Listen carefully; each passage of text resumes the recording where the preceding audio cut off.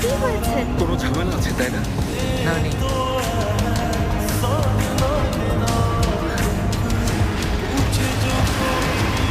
আরে দেখো, এটা গতকাল আমাদের পিছনে হওয়া সেই গাড়িটাই না? আরে কে এই লোক? কেন এমন করছে? আমি জানি না সেলিন, আমি জানি না।